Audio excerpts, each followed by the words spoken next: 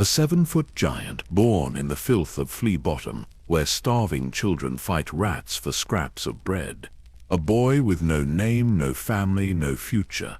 Yet somehow, impossibly, this nameless orphan would rise to become Lord Commander of the Kingsguard, the highest honor a knight could ever achieve. But here's the mystery that haunted Westeros for generations.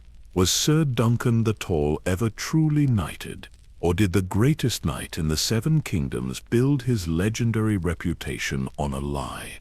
Picture this: a hedge knight lying dead beneath a tree, his squire, just 16 years old, standing over the grave with a choice: return to the gutters of King's Landing, or take the armor, take the name, and claim a knighthood that was never given. What would you do?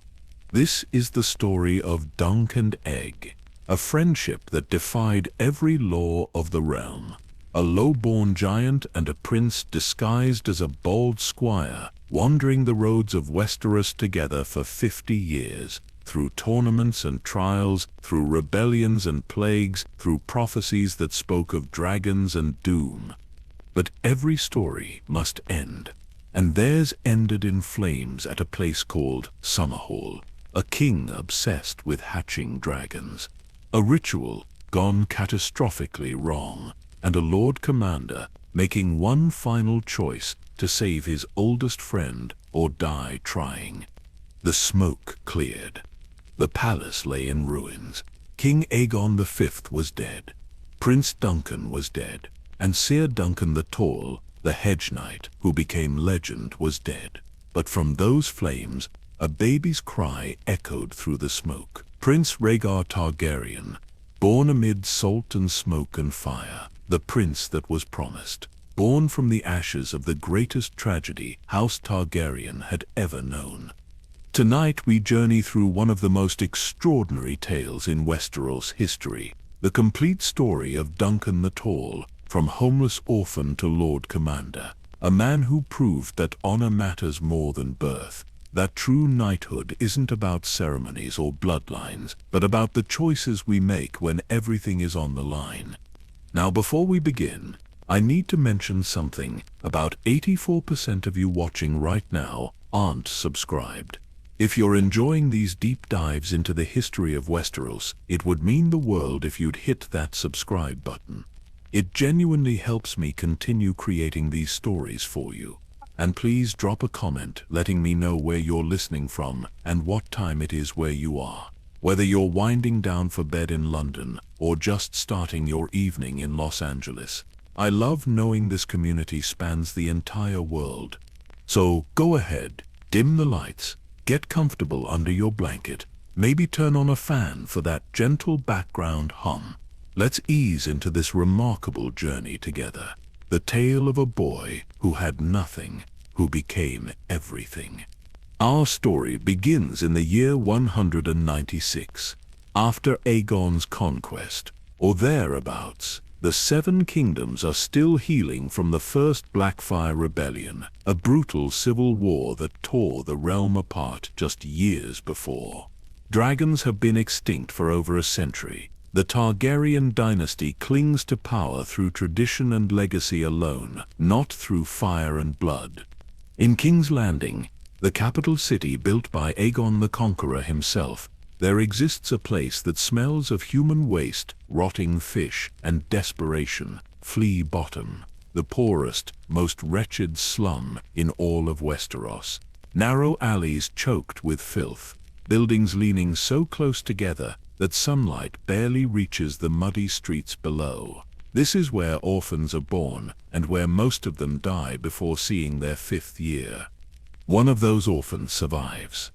We don't know his real name. He doesn't know his real name. His parents are unknown, their faces lost to whatever tragedy brought him into this world. The other street children simply call him Dunk, perhaps because he's slow-witted, perhaps because the name just stuck. He never questions it. In Flea Bottom, you're lucky to have any name at all. Dunk learns to fight early, not with swords but with fists and teeth and whatever rocks he can find. He's bigger than the other children, stronger, growing at an alarming rate. By age 5, he's already taller than boys twice his age. This size makes him a target. Older boys see him as a threat. Younger ones see him as protection. Then one day, an old man appears in Flea Bottom, Ser Duncan of Pennytree, a hedge knight, one of those wandering warriors who travel from tournament to tournament, lord to lord, hoping for employment and coin.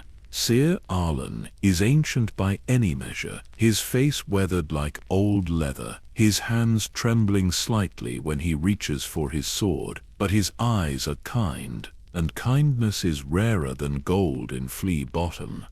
Ser Duncan sees something in this massive child scrapping in the mud. Potential, perhaps, or maybe just pity. He offers Dunk a choice: continue fighting rats for food in these alleys, or come serve as his squire, learn the sword, learn what it means to be a knight.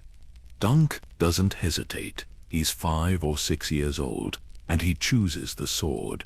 For the next decade, Dunk travels the roads of Westeros with Ser Duncan. The old knight teaches him everything: how to care for armor, how to saddle a horse, how to hold a sword properly, how to set up camp under the stars, how to address lords and ladies. Most importantly, Ser Duncan teaches him about honor, about protecting the weak, about keeping your word even when it costs you everything. Dunk grows and grows and grows. By his 16th year he stands just shy of 7 feet tall, thick as a castle wall, with a fierce frame and sun-streaked brown hair. He's not graceful, he's not clever. He knows this about himself. In his own words, he's thick as a castle wall and slow as an aurochs, but he's loyal, and he's strong, and under Ser Duncan's patient teaching, he becomes formidable with a sword. But Ser Duncan is dying. The old knight coughs more frequently now. His hands shake worse each morning. He tires easily, needing to rest after just a few hours of travel. Dunk knows what's coming, though neither of them speak it aloud. They're heading to Ashford Meadow in the Reach. A great tournament is being held there, celebrating the 13th name day of Lord Ashford's daughter. Lords and knights from across the realm will attend. It's the kind of event where a hedge knight might earn glory, or at least some coin. But Ser Duncan never reaches Ashford. One morning, Ser Duncan doesn't wake up. Dunk finds him cold in his bedroll, still clutching the worn wool blanket they'd shared for years. The old knight's face looks peaceful, finally free from the coughing that had plagued his last months. They're on a lonely stretch of road, miles from any village.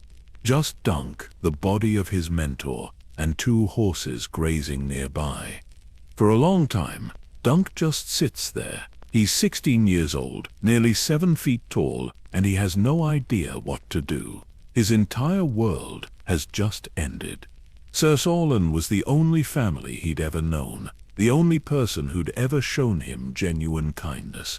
Now he's gone, and Dunk is alone again. But hedge knights don't get proper burials in septs with septons singing. Dunk knows this, so he finds a good spot beneath a tall elm tree, its branches spreading wide overhead. He digs with his hands and a rusty shovel from their cart. The ground is hard, the work exhausting. By the time he's finished, his palms are bloody and blistered. He wraps Ser Duncan in his best cloak and lowers him gently into the earth. He places the old knight's sword across his chest, the way heroes are buried in the stories. Then Dunk does something he's never done before. He tries to pray. The words come awkwardly, half-remembered from hearing septons in various castles.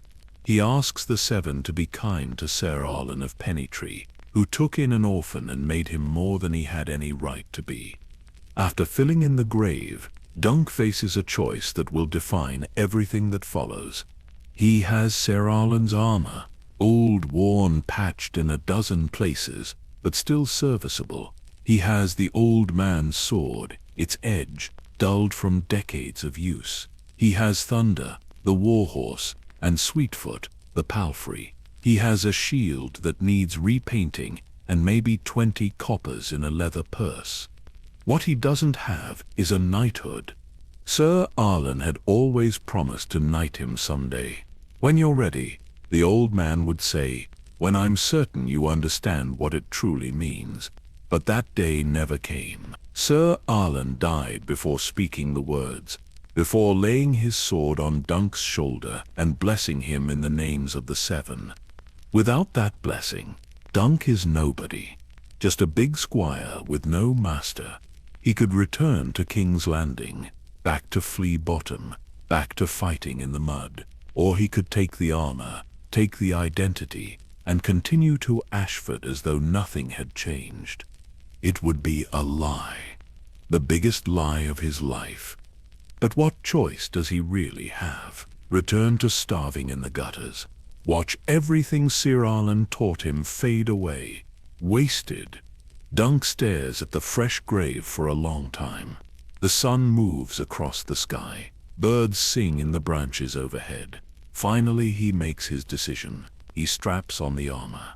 It's too small for his massive frame, pinching at the shoulders and leaving his wrists exposed. He mounts Thunder, feeling the familiar weight of the destrier beneath him. "I'll be a true knight," he whispers to the grave. "I swear it, I'll live the way you taught me. I'll keep my word and protect the innocent. I'll be worthy of this, even if I'm not worthy yet."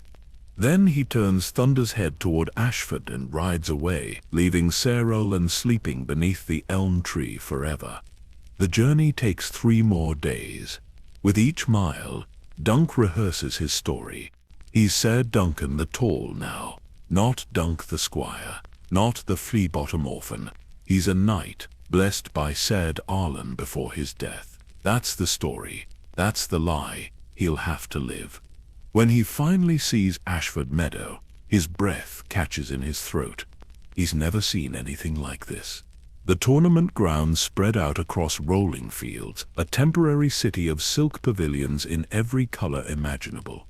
Hundreds of them, perhaps thousands. Banners snap in the spring breeze, displaying the sigils of houses great and small, the crowned stag of Baratheon, the sun and spear of Martell, the golden rose of Tyrell, lions and krakens and dragons, all gathered in one place. The smell hits him next. Roasting meat from a dozen cooking fires, fresh bread, spiced wine, horse dung and trampled grass. Humanity packed together in celebration. Music drifts from somewhere, a cheerful melody played on pipes and drums. Dunk has attended tournaments before, but always as a squire, always setting up camp in the cheap areas far from the lords. This time, he's supposedly a knight. He should be down there among them, not hiding on the hillside like a beggar. He rides down slowly, acutely aware of how shabby he looks. His armor is ancient. Thunder is a good horse, but not a destrier worth singing about. He has no pavilion, no servants, no squire, just himself and his lie. Near the edge of the grounds, he finds an open space beneath another elm tree. The coincidence isn't lost on him. He dismounts and begins setting up his meager camp. A bedroll, a small cookpot, his shield which desperately needs repainting. The old design has faded to almost nothing, just vague shapes on cracked wood. "Are you a knight?" The voice startles him. Dunk turns to find a boy standing there. He's young, maybe 10 or 11, with a bald head and big solemn eyes. The child's clothes are plain, but well made. His feet are bare, despite the cool spring air. "I am," Dunk says, the lie coming easier the second time, "Ser Duncan the Tall." The boy's mouth quirks slightly. Duncan the Tall. Is Dunk short for Duncan? Dunk hesitates. He'd never thought about it. Dunk was just Dunk, but Duncan sounds more like a proper knight's name. "Yes," he says, "it is." "I've never heard of any Ser Duncan the Tall," the boy says, his tone not mocking but simply factual. Do you know every knight in the 7 kingdoms then? Dunk replies, more sharply than he intends. The good ones. There's something strange about this child. He speaks with confidence, stands with his back straight like he's used to people listening, but his clothes mark him as common, and that bald head suggests either illness or lice. Dunk can't figure him out. What's your name? Dunk asks. Egg. Egg? That's your name? It's what I'm called. Where are your parents? Don't have any. Not anymore. An orphan then, just like Dunk himself. That explains the confidence mixed with wariness. Street children learn to stand tall or get crushed. I need a squire for the tournament. Dunk hears himself saying, just for a few days. Can you perform squire's duties? Egg's face lights up. I can. I know how to care for armor and saddle horses and everything a squire needs to know. Have you squired before? I've watched it done. That's not the same thing. I'm a fast learner. Please, sir, I need the work. Dunk studies the boy. There's something odd about him, something he can't quite name, but he does need help. He can't enter a tournament without anyone to assist with his armor, and he certainly can't afford to hire an experienced squire. All right, he says. You're my squire until the tournament ends, but you do exactly what I tell you. Understand? Yes, sir. Thank you, sir. That night, they camp beneath the elm tree together. Dunk builds a small fire and shares his bread and cheese with Egg. The boy eats carefully, with more manners than Dunk expected. Above them, the stars emerge one by one. Ser Duncan, Egg asks, after a while, that shield needs repainting. I know. What do you want on it? Dunk thinks of Ser Arlen, buried beneath another elm tree miles behind them. He thinks of the falling star he'd seen the night before, green and bright, streaking across the sky like a blessing. An elm tree, he says quietly. A big elm tree with a brown trunk and green branches, and above it a shooting star, green, falling across a sunset. That's beautiful, Egg says. What does it mean? It means remembering where you came from. The next morning, Dunk needs to register for the tournament.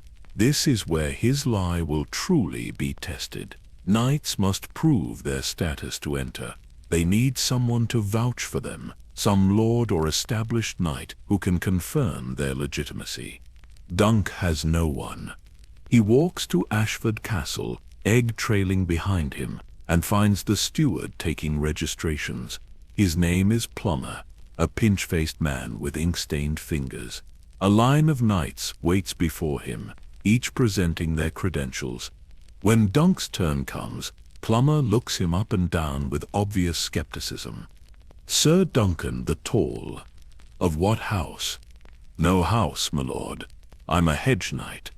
Knighted by whom? Here it is. The moment of truth. Ser Arlen of Pennytree. He was my master. He knighted me before his death. Plumber's quill pauses above his ledger. Ser Arlen of Pennytree. I knew that name once. He must be quite old now. He was. He died a week ago. I buried him myself.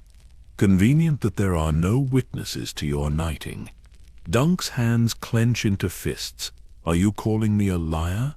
I'm saying you need someone to vouch for you. Find a knight or lord who can confirm your status and return tomorrow. Dunk wants to argue, wants to insist, but he knows it's hopeless. He turns and walks away, Egg hurrying to keep up with his long strides. What will you do? The boy asks. I don't know. He spends the day wandering the tournament grounds, trying to find anyone who might remember Ser Arlen, anyone who might vouch for a hedge knight they've never met. Everyone is too busy with their own preparations. No one has time for a nobody in patched armor. As evening falls, Dunk finds himself near the merchant's stalls. That's where he sees her. A woman as tall as he is, with dark Dornish features and kind eyes. She's a puppeteer, performing with beautifully crafted marionettes. A small crowd watches as she makes a wooden dragon dance and swoop through the air. Her name, he learns, is Tansel. Tansel Too Tall, they call her, because like Dunk, she towers over most people. They talk while she packs away her puppets for the night. She's easy to speak with, doesn't make him feel stupid. When she learns about his shield, she offers to paint it for him. "I can mix any color you want," she says. "What do you need?" He describes his vision. The elm tree, the falling star, the sunset background. She nods thoughtfully, already seeing it in her mind. "Come back tomorrow morning," she says. "I'll have it ready." For the first time since Sir Arlan died, Dunk feels a spark of hope. Maybe he can make this work. Maybe he can actually compete in this tournament as Ser Duncan the Tall, and no one will ever know the truth. But fate, he'll soon learn, has other plans entirely. The next morning, Dunk wakes before dawn. The tournament grounds are quiet, most people still asleep in their pavilions. Egg is curled up near the dying embers of their fire, snoring softly. Dunk leaves him sleeping and walks back toward the castle. He needs to find someone, anyone, who will vouch for him. The tournament begins in 2 days. If he can't register, this entire journey will have been for nothing. As he approaches the castle gates, he nearly collides with 2 men deep in urgent conversation. Both wear the rich clothing of princes. One is tall and dignified, maybe 40 years old with graying hair. The other is younger, harder looking, with a stern expression. "My apologies, my lords," Dunk stammers, stepping back quickly. The older man looks at him with sharp eyes. "You're quite tall. Are you one of the competitors?" "I hope to be, my lord, if I can find someone to vouch for me." "Vouch for you? What's your name?" "Ser Duncan the Tall, my lord." The man's expression shifts, becoming thoughtful. "Duncan the Tall, a fitting name. Who knighted you?" "Ser Arlan of Pennytree, my lord. I was his squire for 10 years. Something flickers across the older man's face. Recognition, perhaps. Arlan of Pennytree. "I remember him. We crossed swords once years ago, at a tournament in the Reach. He was a good man. Is he here?" "He died, my lord. A week passed. I buried him on the road." The man is silent for a moment, studying Dunk's face. "I'm sorry for your loss. Arlan was honorable. If he chose you as his squire, he saw something worthy in you." "Thank you, my lord. I am Prince Baelor Targaryen," the man says, the hand of the king. "This is my brother, Prince Madakar. We're searching for 2 of Madakar's sons who've gone missing. You haven't seen 2 young princes, have you? One would be about 10, bald-headed perhaps." Dunk's stomach drops. Egg, the boy camping under his tree, the child he'd taken on as a squire, is a prince, a Targaryen prince. "No, my lord." Dunk lies, his voice somehow steady. "I haven't seen anyone like that."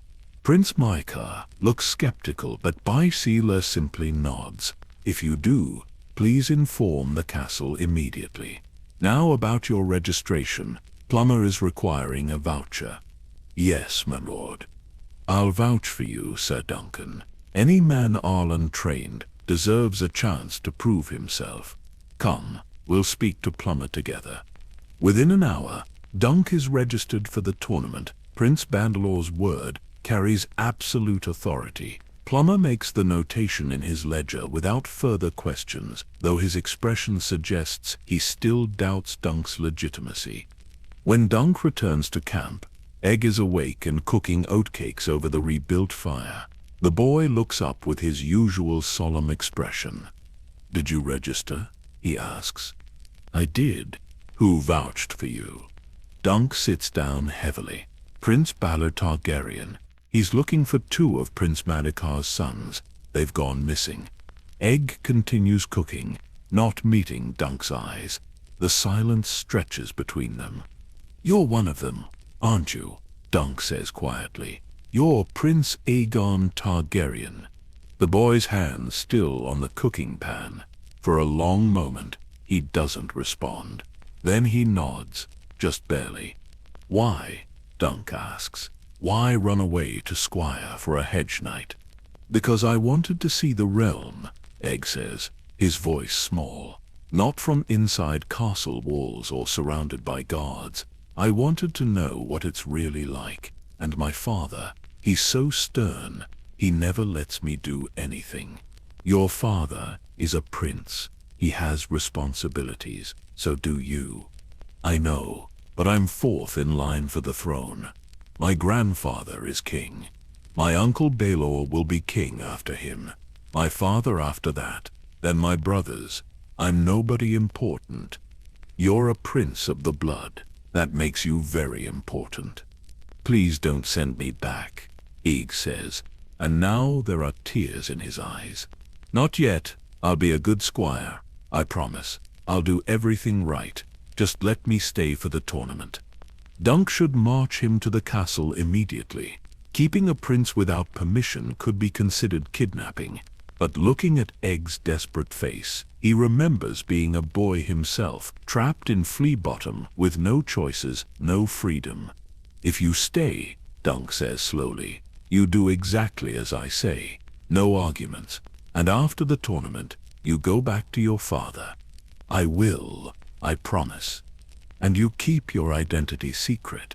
If anyone learns you're a prince, they might try to ransom you or worse. No one will know. I'll just be Egg, your squire." Dunk sighs. He's making a terrible decision. He knows it, but he makes it anyway. That afternoon, Tansel finishes painting his shield. It's beautiful, better than anything he'd imagined. The elm tree stands proud and strong, its branches reaching toward a green shooting star, streaking across a sunset sky of orange and red and purple. "It's perfect," Dunk tells her honestly. "Thank you." She smiles. "May it bring you luck in the lists, Ser Duncan." He wants to talk with her longer, but Egg tugs at his sleeve. "Sir, we need to prepare your armor. The tournament begins tomorrow." That evening, as they're cleaning Dunk's armor piece by piece, a commotion erupts near the merchant's stalls. Shouting, the sound of wood splintering. Dunk stands, hand moving instinctively to his sword. "Stay here," he tells Egg, and he runs toward the noise. What he finds makes his blood boil. A young man, clearly drunk, is destroying Tansel's puppets. He's dressed in fine clothes embroidered with dragons. His hair is silver gold. Another Targaryen prince, Dunk realizes with sinking dread. The prince holds one of Tansel's dragon puppets, a beautifully crafted marionette she must have spent months creating. As Dunk watches, the prince tears off its wing and throws it into the mud. "You dare make mockery of dragons," the prince shouts at Tansel. "You dare present these toys as if they were the true children of fire and blood." Tansel backs away, fear in her eyes. "Please, my lord, I meant no offense. They're just puppets, entertainers for children." The prince grabs her wrist and twists it viciously. Dunk hears bones crack. Tansel screams. Something in Dunk breaks. All his life, Ser Duncan taught him that knights protect the innocent. That power must never be used to bully those weaker than yourself. That a true knight stands for those who cannot stand for themselves. He doesn't think, he just moves. His fist catches the prince square in the face. The silver-haired man goes down hard, blood streaming from his nose. The crowd gasps. Someone screams. Dunk realizes what he's done, only after he's done it. He's just struck a prince of the blood. The penalty for that is death. Guards appear immediately, surrounding Dunk with drawn swords. The prince struggles to his feet, his face a mask of rage and blood. "You dare?" he shrieks. "You dare lay hands on Aegon Targaryen? I'll have your head for this. I'll have your hands and your feet, and your head." This is Aegon Bright Flame. Dunk realizes Egg's oldest brother, the cruel one, the mad one. "You were hurting her," Dunk says, his voice steady despite his racing heart. "She's defenseless. You broke her hand. She's common trash, as are you." Andrearian wipes blood from his face.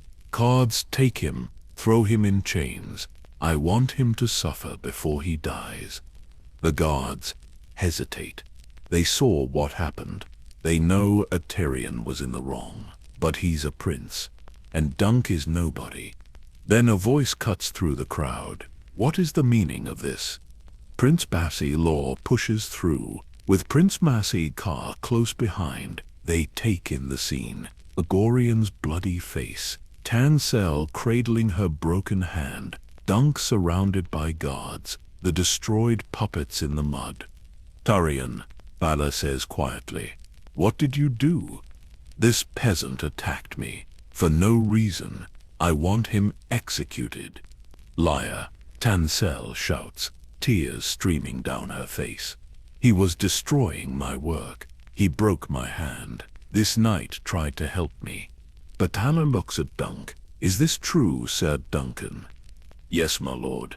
I saw Prince Aerion attacking the woman. I acted to defend her." "You dare?" Aerion shrieks again. "Father, are you going to let this Hedge knight call me a liar?" Prince Makar's face is hard as stone. Was the woman lying at Aerion? "She's common filth. What does it matter?" "It matters," Bandor says firmly. "Ser Duncan, you struck a prince of the blood. That is a crime, punishable by death. However, if you were defending an innocent, there are mitigating circumstances." "I'll have justice," Aerion shouts. "I demand his head." "You'll have justice," Badalor agrees, "but not mob justice. Sir Duncan, I'm afraid you must stand trial for this act." Dunk's throat is dry. "I understand, my lord. However," Bicey Law continues, "you have the right to trial by combat. Do you wish to invoke that right?" Trial by combat. Single combat against Aegon, or against a champion Aegon names. Dunk would likely lose either way. Aegon is a prince, trained by the finest masters-at-arms in the realm, and if Aegon names a champion, it could be anyone. A knight of the Kingsguard, perhaps. But at least it's a chance, better than simply waiting for the headsman's axe. "I do, my lord," Dunk says. "I claim the right of trial by combat." Andrian smiles, cruel and cold. "Accepted. I name as my champion." "Wait," Baelor interrupts. "Sir Duncan, you understand that you may demand trial of 7, an ancient right, where each side gathers 7 champions to fight on their behalf." Trial of 7. Dunk barely understands what that means. 7 against 7. How would he ever find 6 other men willing to fight for a Hedge knight? They don't know. But something in Balor's eyes suggests this is important, that the Prince of Dragonstone is trying to help him somehow. "Yes, my lord," Dunk says, trusting a man he barely knows. "I demand trial of 7. The crowd erupts. Trial of 7 hasn't been invoked in living memory. It's an ancient custom, almost forgotten. Aderion's face contorts with rage, but he can't refuse. The law is the law. "So be it," Bicey Sisi. "Each side will gather 7 champions. The trial will be held 3 days hence. At dawn, Sir Duncan. You have until then to find 6 men willing to fight at your side." As the guards lead Dunk away, not to a cell but to a guarded pavilion, he catches sight of Egg in the crowd. The boy's face is pale, his eyes wide with shock. Dunk has 3 days to find 6 men willing to risk their lives for a Hedge knight they've never met. 6 men willing to fight against princes and lords in a trial that will almost certainly end in death. He has no idea where to even begin. The pavilion where they hold Dunk is small but comfortable. More comfortable than anywhere he's ever slept, actually. There's a real bed, not just a bedroll on the ground. A table with bread and cheese and wine, guards outside, but they're not cruel. They simply watch to make sure he doesn't flee. Not that he would. Dunk gave his word he'd stand trial. A true knight keeps his word. Egg appears shortly after sunset, slipping past the guards with the casual confidence of someone used to going wherever he pleases. The guards probably don't even realize he's a prince. They see a bold squire and let him through. "Are you all right?" Egg asks, his voice tight with worry. "I'm fine. Better treatment than I expected, honestly. Prince Baislaw ordered you kept comfortable. He told the guards you were a man of honor." Dunk sits on the edge of the bed, suddenly exhausted. "I'm going to die, Egg. You know that, don't you? I'll never find 6 men willing to fight for me." "You might," Egg says, but there's doubt in his young voice. "Who would fight for a hedge knight? I'm nobody. I have no gold to pay champions. I have no house, no family, no reputation. I'm just a big fool who struck a prince because he couldn't control his temper." "You did the right thing. Yarion was hurting Tansel. Someone had to stop him. The right thing is going to get me killed." They sit in silence for a while. Outside, the tournament grounds buzz with excited conversation. News of the trial by 7 has spread like wildfire. It's the most exciting thing to happen in years. People are already placing bets on how quickly Dunk will die. "Tell me about Trial of 7, Dunk says finally. "I don't really understand it." Egg takes a breath, settling into teaching mode. The boy is smart. Dunk has learned, much smarter than Dunk himself. "It's an ancient form of trial by combat," Egg explains. 7 against 7, because 7 is a holy number. Each side represents the 7 who are one. The gods themselves judge the outcome through the battle. So I need to find 6 men to fight with me. Yes, and Aegon needs to find 6 to fight with him, though that will be easy for him. He's a prince. Lords and knights will compete for the honor, while I'm a nobody with nothing to offer. "You have honor," Egg says quietly. "That should mean something. Honor doesn't keep you alive when swords are swinging." But even as he says it, Dunk knows he'll try. He'll spend the next 3 days begging every knight at this tournament to stand with him. Most will refuse, some will laugh in his face, but he has to try. Because Ser taught him that a true knight never gives up, even when the odds are impossible. The next morning, a visitor arrives that Dunk never expected. Prince Badalor Breakspear himself enters the pavilion, dismissing the guards with a wave of his hand. "Your Grace," Dunk says, standing quickly and bowing awkwardly. He's never bowed to a prince before. He hopes he's doing it right. "Sit, Ser Duncan," Badalor says kindly. "We need to talk." They sit across from each other at the small table. Bestseller pours wine for both of them. A prince serving a hedge knight. The gesture feels wrong somehow. "I wanted to apologize," Bestseller says, "for my nephew's behavior. Iserion has always been cruel, but he grows worse each year. What he did to that woman was inexcusable. Then why must I stand trial, Your Grace? Because you struck a prince. The law is clear, regardless of the provocation. If I made an exception for you, no matter how justified, it would set a dangerous precedent. Anyone could claim they had good reason to assault a member of the royal family." Dunk nods slowly. He understands, even if he doesn't like it. "However," Balor continues, "I can help you in other ways. I've sent word throughout the tournament grounds that I look favorably upon your cause. Some knights may be willing to stand with you because of that. Why would you help me, Your Grace? You don't know me." Because I knew Arlen of Pennytree. We fought at a tournament 20 years ago. He was honorable and kind, and those qualities are rare enough that I remember him clearly. If he trained you for 10 years, then you must have those same qualities. I'm not sure I do, Your Grace. I'm thick-headed and slow-witted. Everyone says so. Bambilor smiles slightly. Arlen used to say something similar about himself.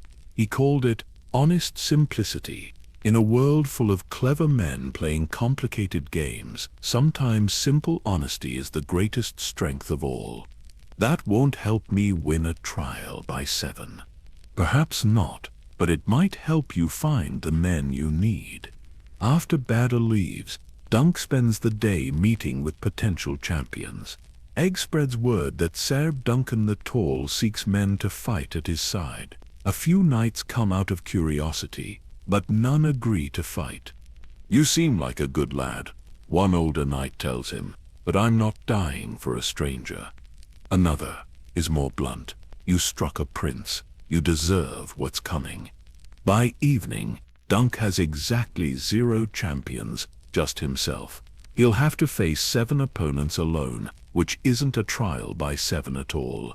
It's just execution with extra steps. Then, as the sun sets, a massive man enters the pavilion. He's even taller than Dunk, broader in the shoulders, with a booming laugh that fills the small space. "You're the fool who punched Aegon Brightflame?" the man asks. "I am." "Good. I've wanted to punch that little weasel for years. I'm Sir Lionel Baratheon, called the Laughing Storm, and I'll stand with you in this trial." Dunk stares at him in shock. "You will? Why?" "Because Aegon is a cruel bastard who deserves a beating. Because you were defending a woman. Because it'll be the most fun I've had in months. Take your pick." "Thank you, Selena. Truly." "Don't thank me yet. We still need 5 more men, and the trial is in 2 days." But Lionel's agreement changes everything. Word spreads that the Laughing Storm is fighting for the Hedge Knight. Suddenly, Dunk's cause seems less hopeless. If a Lord of Storm's End believes in him, perhaps there's something worth believing in. That night, 2 more knights appear. Sir Humphrey Harding, an older hedge knight with kind eyes, and Sir Humphrey Beesbury, a young knight eager to prove himself. Both are swayed by Sir Lionel's endorsement. 3 champions now, plus Dunk himself. 4 men. They need 3 more. The next morning brings another surprise. Egg appears with a message. "My father wants to speak with you," the boy says quietly. Prince Makar, the stern, hard man Dunk had glimpsed before. Egg's father. This can't be good. They bring Dunk to a larger pavilion, one decorated with the 3-headed dragon of House Targaryen. Prince Makar stands inside, his arms crossed, his expression unreadable. "Leave us," Makar tells the guards. They hesitate, but obey. When they're alone, Makar studies Dunk with cold eyes. "You've corrupted my son." "Your Grace, I didn't know he was your son. He told me he was just Egg, a squire, looking for work." "And you believed him?" "I had no reason not to." "You should return him to me immediately." "I will, Your Grace." After the trial, I gave him my word. Makar's expression shifts slightly. Not quite approval, but something close. "You keep your word even when it costs you." "I try to, Your Grace. It's what a knight should do." Most men in your position would hand over the prince immediately, hoping to buy favor. "I'm not most men, Your Grace. I made a promise." Makar is silent for a long moment. Then, surprisingly, he nods. "Andrian is my eldest son, but I'm not blind to his faults. He's cruel and mad, and he grows worse each year. What he did to that woman was unforgivable. Then help me, Your Grace. Stand with me in the trial." "I cannot. If I fight against my own son in a trial by combat, it would tear the realm apart." the scandal would be enormous. I understand. However, Mekar says slowly, I'm not required to fight for Aerion either. I can simply abstain from the trial entirely. Let him find his own champions. It's not the help Dunk hoped for, but it's something, one less skilled opponent to face. Thank you, Your Grace. Don't thank me. You're still likely to die, but at least you'll die honorably. That afternoon, 2 more champions appear. Sir Robin Ristling, a hedge knight, swayed by tales of Dunk's honor, and Sir Raymond Fossaway, a young knight from a minor branch of House Fossaway. 6 champions now, plus Dunk, 7 men total. They have their 7. The evening before the trial, all 7 gather in Dunk's pavilion. They share bread and salt, formally binding themselves as brothers for the coming battle. Zelilnor leads them in prayer to the warrior, asking for strength and courage. Tomorrow, we fight for justice, Lionel says, his voice solemn for once, not for gold or glory, but because it's right. That's what true knights do. Dunk looks around at these men who barely know him, who are risking their lives for a cause that isn't their own. He feels unworthy of their sacrifice. I don't know why you're all doing this, he says quietly, but I swear I'll be worthy of it. I'll fight with everything I have. That's all anyone can ask, Sir Humphrey Harding says kindly. That night, Dunk barely sleeps. He lies in the darkness, thinking about Ser Aegon, wondering if his old mentor would be proud or ashamed of what he's become. A hedge knight, based on a lie, about to fight in a trial that will almost certainly end in death. But when dawn comes, Dunk rises and dons his armor. Egg helps him, working in silence. The boy's hands shake slightly as he fastens the buckles. I'm sorry, Egg whispers. This is my fault. If I hadn't run away, you'd never have come here. You'd never have met a Targaryen. This isn't your fault, Dunk tells him firmly. I made my choice. I'd make it again. They walk to the tournament grounds together. A massive crowd has gathered. Thousands of people, all eager to witness trial by 7. It hasn't happened in living memory. This will be a spectacle people talk about for years.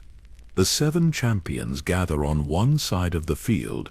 Dunk, Ser Lionel, the 2 Ser Humphreys, Ser Robin, Ser Raymond, 6 good men, and 1 fraud. On the other side, Aerion's 7 champions assemble, all experienced knights, all deadly. Dunk recognizes some of them from their reputations alone. Between the 2 groups stands Prince Balor Breakspear, serving as judge. His face is grave. He knows how this will likely end. Let the trial begin. Balor announces, may the 7 judge truly. The 2 groups charge. 2 years pass in the blink of an eye. Dunk and Egg travel the roads of Westeros together, a hedge knight and his bold squire. They take work where they can find it, sometimes serving minor lords for a season, sometimes just wandering from village to village.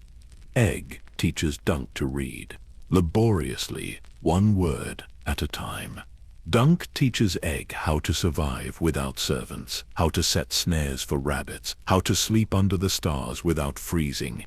They're an odd pair, the 7-foot knight and the prince pretending to be common, but they've become brothers in everything but blood. Then in the year 212, they receive an invitation that feels wrong from the start. Lord Ambrose Butterwell is holding a tournament at his castle of White Walls to celebrate his wedding to a daughter of House Frey. The prize purse is enormous, far more than a minor lord should be offering. Knights from across the realm are invited to compete. We shouldn't go, Egg says, as they ride toward White Walls. Something about this feels strange. We need the coin, Dunk replies. If I can win even 1 bout, we'll have enough silver to last through winter. White Walls Castle rises from the plains like a fresh wound. The stone is so new it's almost blindingly white, not yet weathered by time. Lord Butterwell built it just a few years ago, spending a fortune he shouldn't have possessed. More questions Dunk doesn't think to ask. The tournament grounds are massive, filled with pavilions bearing the sigils of houses great and small, but Egg notices something immediately. "Look at the banners," he whispers. "That's House Gorman Peak. Over there, House Cockshaw. That one is House Smallwood. Dunk, these are all families that supported the Blackfyre Rebellion." Dunk feels ice in his stomach. The Blackfyre Rebellion ended 14 years ago at the Battle of the Redgrass Field, where Daemon Blackfyre and his sons died. But some supporters survived, scattered and humiliated. "Maybe they just want to compete," Dunk says, not believing it himself. They set up camp among the other Hedge Knights. Dunk meets several that first evening. Sir Kyle the Cat of Misty Moor, an aging knight with elaborate stories. Sir Glendon Flowers, a young man who claims to be the bastard son of Quentin Ball, the famous fireball who died fighting for the Blackfyres. "My father was a hero. Glendon insists, a true knight. I carry his blood." Most people dismiss him as a liar. Small folk often claim descent from famous knights to make themselves seem important, but something in Glendon's face makes Dunk wonder if he might be telling the truth. Then there's Sir Maynard Plum, an older knight with a friendly smile and knowing eyes. He befriends Dunk immediately, offering advice about the other competitors. "Watch out for Ser Duthor Underleaf," Maynard warns. "They call him the Snail Knight because of his sigil, but there's nothing slow about his lance. He's one of the finest jousters here." The most interesting person Dunk meets is John the Fiddler. He's not a knight yet, just a squire, but he carries himself with unusual confidence. His clothes are fine, his horse is magnificent, and he has the easy charm of someone born to privilege. "I dreamed about you," John tells Dunk one evening, his tone casual, but his eyes intense. "I saw you in white armor, standing in the Hall of Kings. You were protecting someone very important." "I think you dreamed about someone else," Dunk says uncomfortably. "I'm just a hedge knight." "Dreams don't lie. Not my dreams, anyway." John smiles. "We'll meet again, Ser Duncan. When the dragons dance, you'll be there." The words send a chill through Dunk. Dragons dancing means war, civil war, probably. He wants nothing to do with such things. The wedding takes place the next day. Lord Butterwell marries a plain-faced girl of 15, one of Lord Frey's many daughters. The ceremony is rushed, awkward. Lord Frey attends with his heir, a 4-year-old boy named Walder, who stares at everything with calculating eyes. During the feast, Dunk is chosen to carry the bride to the bedchamber. It's meant to be an honor, but it feels like a test. He carries her carefully, trying not to crush her with his massive hands. She's terrified, trembling against his chest. "It will be all right," he tells her gently. Lord Butterwell seems kind enough. She doesn't answer, just closes her eyes as though wishing herself anywhere else. The jousting begins the following morning. Dunk enters under a new shield, one hastily painted after he lost his elm and star design. The design shows a hanged man dangling from a gallows tree. It's grim, ugly, but it was cheap. The other Hedge Knights have started calling him the Gallows Knight. His first opponent is Ser Duthor Underleaf, the Snail Knight that Maynard warned him about. The man's armor is enameled in shades of orange and green, his helm shaped like a snail's shell. It should look ridiculous. Instead, it looks terrifying. They face each other across the lists. Dunk lowers his lance. Feeling thunder tense beneath him, the flag drops. They charge. The world narrows to the point of Ser Duthor's lance. Dunk aims for the center of his opponent's shield, just as Ser Duthor taught him. But Ser Duthor is faster, more experienced. His lance tip drops at the last second, catching Dunk square in the chest.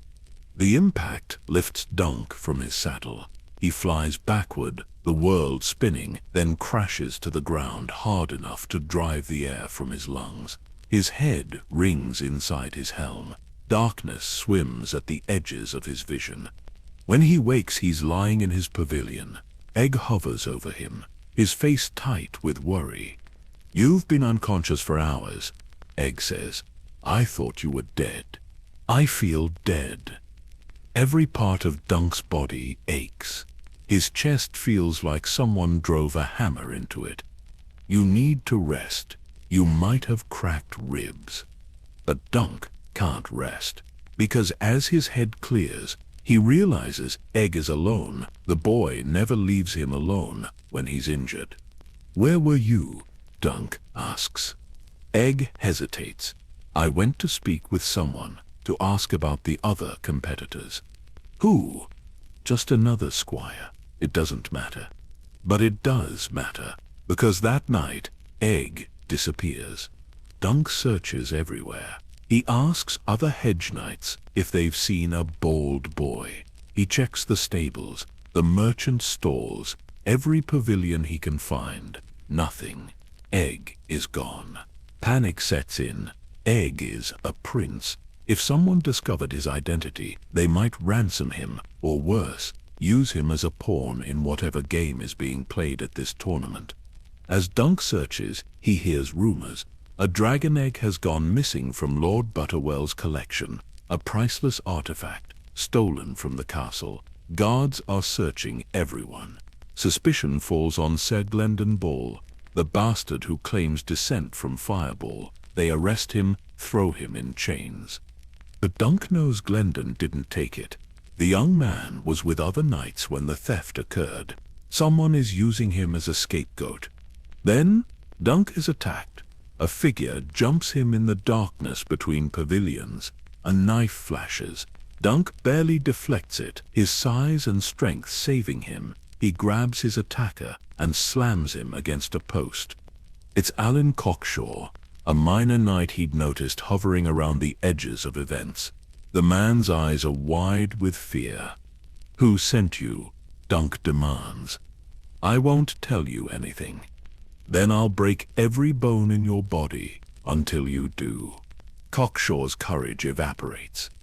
"It was Gorman Peak. He paid me to bribe Sir Uthor, to make sure he killed you in the final tilt. I don't know why. Please, let me go." Dunk throws him into a nearby well. The splash echoes up from the darkness below. He'll survive, probably. Dunk doesn't particularly care either way.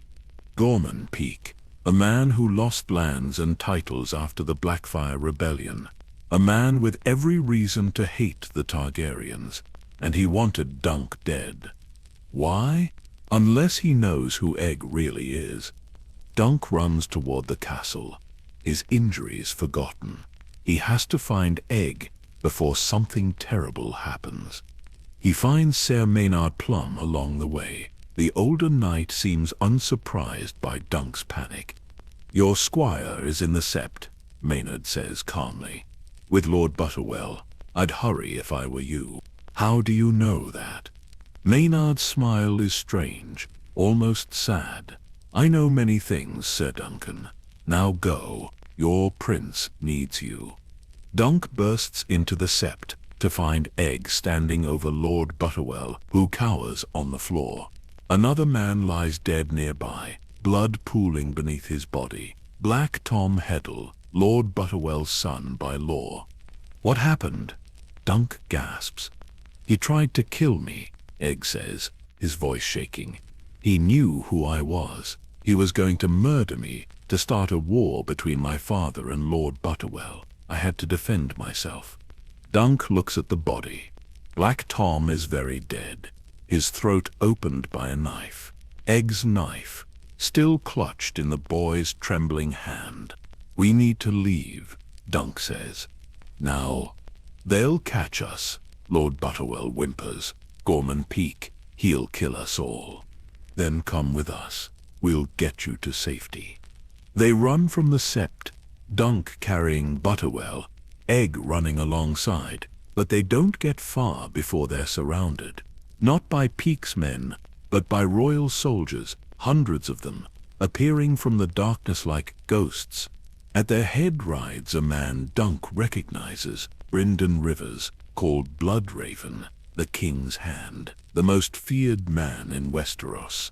His face is pale, his hair white blonde, and where his right eye should be, there's only a red birthmark like a bloody tear. But Bloodraven says, his voice soft, "This is interesting." Within minutes, White Walls is surrounded. Every exit is blocked.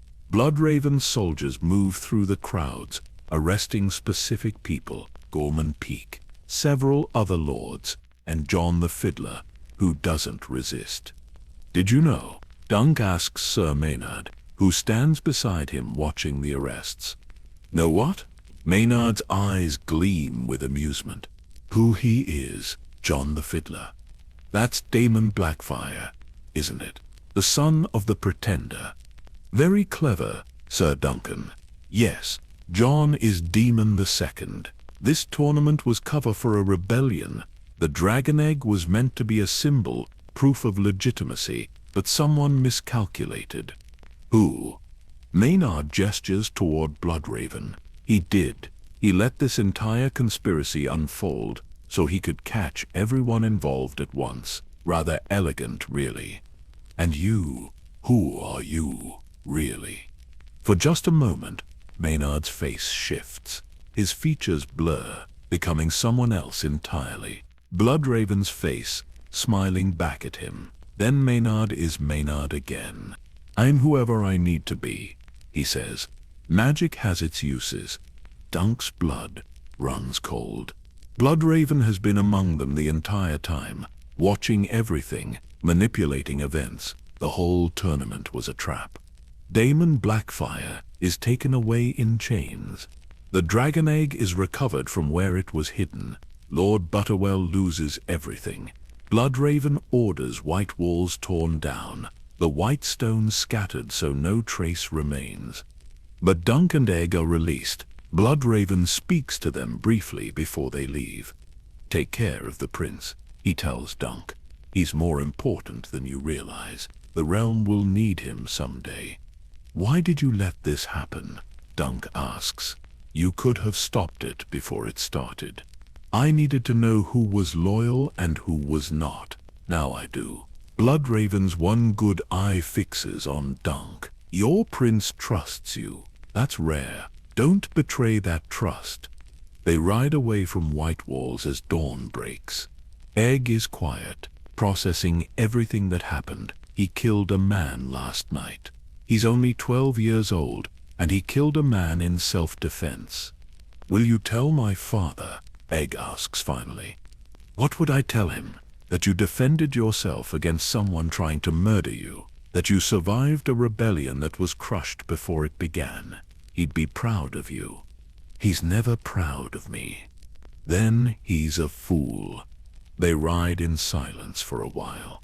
Behind them, White Walls is already being demolished, the white stones pulled down one by one. "Dunk?" Egg says quietly. "Thank you for coming for me." "Always," Dunk replies. "That's what brothers do." The years that follow blur together like watercolors in rain. Dunk and Egg continue their wandering, two figures on the endless roads of Westeros. Sometimes they serve minor lords for a season. Sometimes they take work as guards for merchants traveling dangerous routes. Sometimes they simply wander, stopping in villages to help with harvests or repairs in exchange for food and shelter. Egg grows from a boy into a young man. His height never matches Dunk's, but he fills out, becomes stronger. More importantly, he becomes wiser. The prince who once ran away from his duties now understands what those duties truly mean. He sees how small folk live, how they suffer under cruel lords, how justice rarely reaches those who need it most. "When I'm king," Egg says one night around their campfire, "things will be different." "You're fourth in line," Dunk reminds him. "You'll probably never be king." "Still, if I am, I'll change things. No more lords beating their small folk. No more taxation that leaves families starving. Everyone should be equal under the law. That's a beautiful dream. Dreams don't often survive contact with reality. This one will. I'll make sure of it. Dunk hopes he's right, but he's seen enough of the world to doubt that anything ever really changes. They visit Old Town one summer, where Egg's older brother serves at the Citadel. Aemon Targaryen is training to become a maester, giving up his claim to power in favor of knowledge. He's kind, thoughtful, nothing like his cruel brother Aegon. "You're good for Aegon," Aemon tells Dunk. "He was always too sheltered, too removed from real life. You've shown him what the world actually is." "I've just shown him muddy roads and flea-infested inns. Sometimes that's the most valuable education of all." The realm changes around them. King Aerys I dies in 221, having reigned for 12 ineffective years. He never consummated his marriage, produced no heirs. The crown passes to Matikar, Egg's father. King Matikar I, a hard man made harder by guilt. He's never forgiven himself for killing Bagakar Breakspear. That guilt has calcified into severity. He rules strictly, sometimes cruelly, always alone. "Will you go to court now?" Dunk asks Egg when they hear the news. "You're a prince. Your father is king. You should be in King's Landing." "Not yet. He doesn't want me there. He made that clear enough years ago." They continue wandering. Then, in 232, news reaches them that turns Dunk's stomach. A Tyrion Brightflame is dead. The Mad Prince, in another fit of insanity, drank a cup of wildfire. He believed it would transform him into a dragon, that he would burst into flames and be reborn with scales and wings. Instead, he just died screaming as the wildfire burned him from the inside out. "Good riddance," Egg says flatly. "The realm is better without him." Dunk can't disagree. But Adarion's death creates complications. He left behind a young son, an infant. Some believe this child should be next in line for the throne after Maekar. Others argue that the son of a madman shouldn't inherit anything. The question becomes moot the following year, when King Maekar himself falls in battle. He's fighting a minor war against an outlaw lord when a stray arrow catches him in the eye. The king of the 7 kingdoms brought down by a common bandit's lucky shot. "We have to go back," Egg says when they hear. "The realm needs a king. You have older brothers." "Darien is already dead. A Darien is dead. That leaves just Aemon and me, and Aemon won't take the crown." They ride for King's Landing, arriving weeks later to find the capital in chaos. The Great Council has been called, the first in living memory. All the great lords of Westeros gather to decide who should rule. The candidates are clear: Onebrion's young son, or Aegon Targaryen, 4th son of Maekar, a prince most people have forgotten about. Dunk waits outside the council chamber while they deliberate. Hours pass, then days. Finally, Egg emerges, looking dazed. "They chose me," he says. "Aemon refused the throne. He's taking the Black going to the wall to serve as a maester. He said, I'll be a better king than he would. So they chose me. I'm going to be king." Dunk doesn't know what to say. His squire, the bald boy he took on at Ashford Meadow 24 years ago, is going to rule the 7 kingdoms. "You'll be great," Dunk says finally. "You understand the small folk. You'll help them." "I'll try. But Dunk, I need you with me. I can't do this alone. I'll always be with you. You know that. Not as my friend, as my sworn shield. Join the Kingsguard. Be my Lord Commander. Help me make the realm better." Dunk stares at him. The Kingsguard. 7 knights who serve for life, sworn to protect the king, forbidden to marry or hold lands, the highest honor a knight can receive. But Dunk isn't really a knight. The lie he's carried for decades suddenly feels heavier than ever. "I'm not worthy of that," he says quietly. "You're the most worthy man I know. Please, Dunk. I need someone I can trust absolutely. That's you. It's always been you." So Dunk agrees. He swears the oaths, dons the white cloak of the Kingsguard. A hedge knight, based on a lie, becomes one of the 7 greatest knights in the realm. Aegon V is crowned with little ceremony. He's called Aegon the Unlikely, because no one ever expected him to rule. The 4th son of a 4th son, but here he is, wearing the crown of Aegon the Conqueror. His reign begins with hope. He truly tries to help the small folk, passing laws to limit the power of lords, to protect the poor from abuse. But resistance comes immediately. The great houses hate his reforms. They see him as weak, as trying to upset the natural order. "You can't force equality," his advisors tell him. "The realm won't accept it." Then the realm needs to change. Aegon insists. Years pass. Dunk rises through the ranks of the Kingsguard, eventually becoming Lord Commander. He's not the most skilled fighter, but he's loyal, trustworthy. And Aegon needs loyalty more than he needs talent. They fight more Blackfyre rebellions, the 4th in 236, where Dunk personally kills Daemon III in single combat, the 5th and final in 260, which ends with the death of Meleys the Monstrous. But Aegon's greatest battles aren't military, they're political. His attempts at reform fail again and again. The nobles simply ignore his decrees, secure in their power. Then his children make everything worse. All 5 of them marry for love instead of following his arrangements.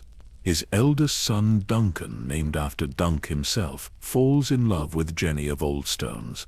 She's common, possibly mad, claims to know one of the children of the forest.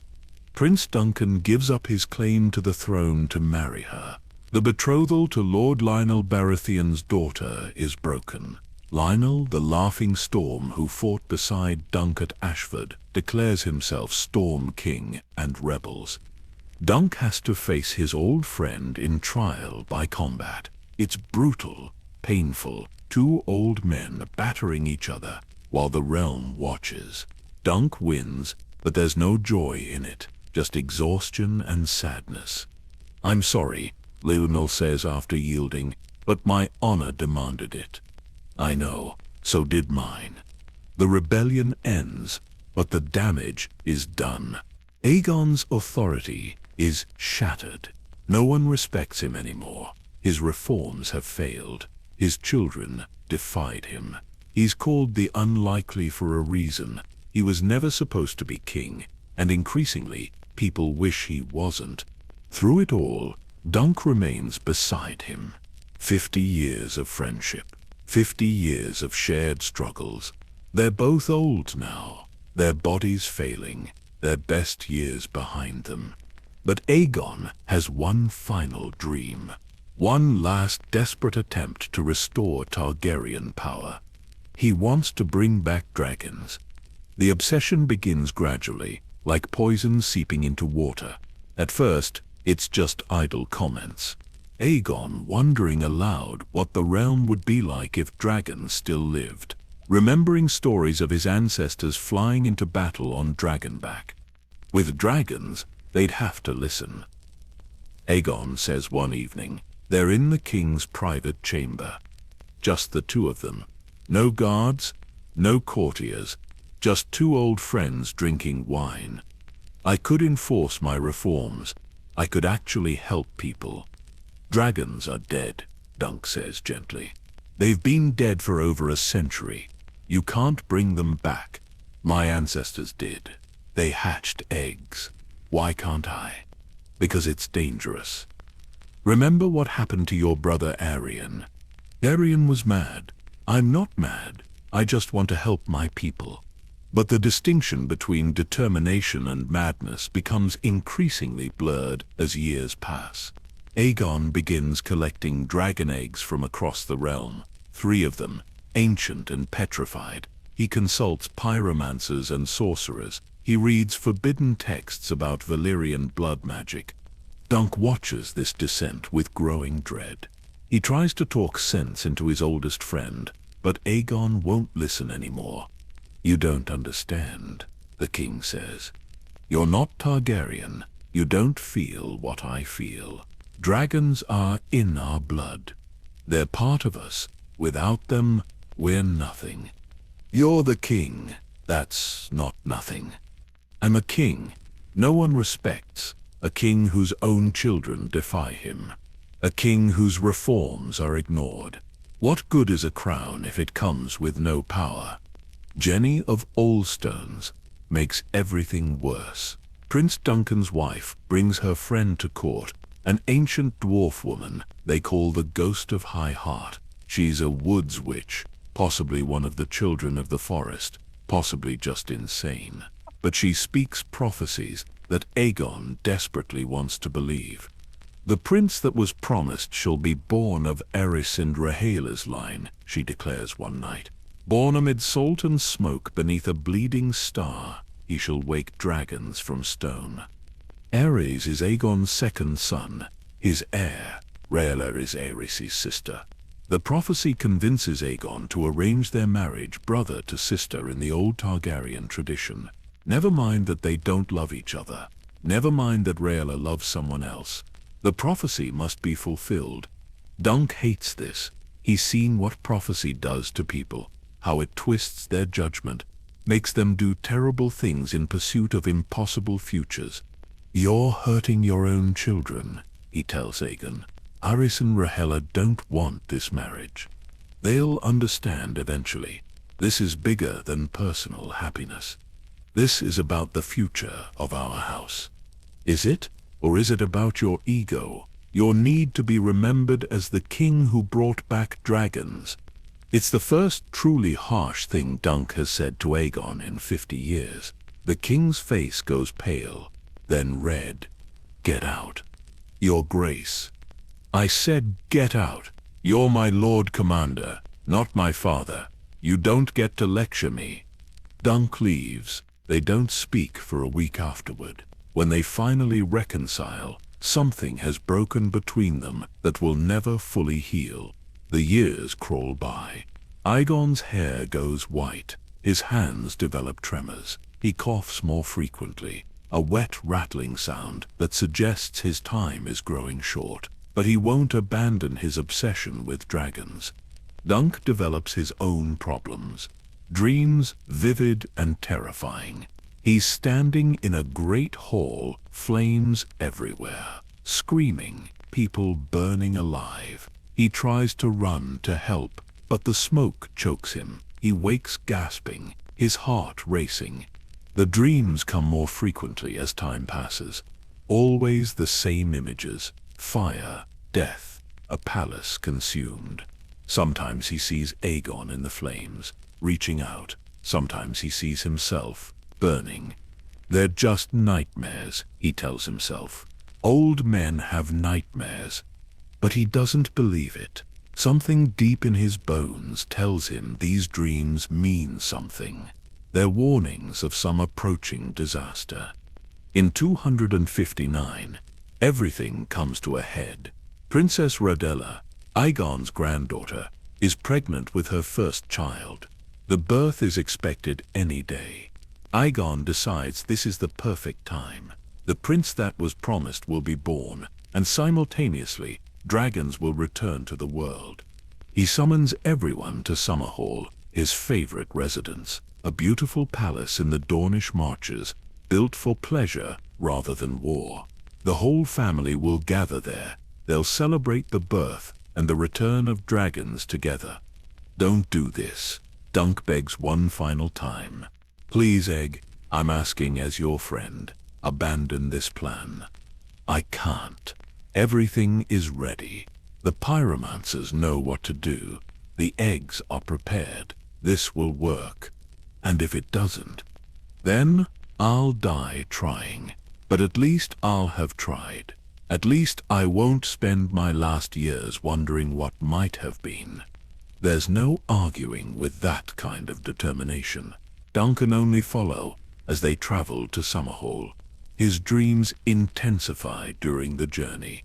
Every night, the same vision, flames and death.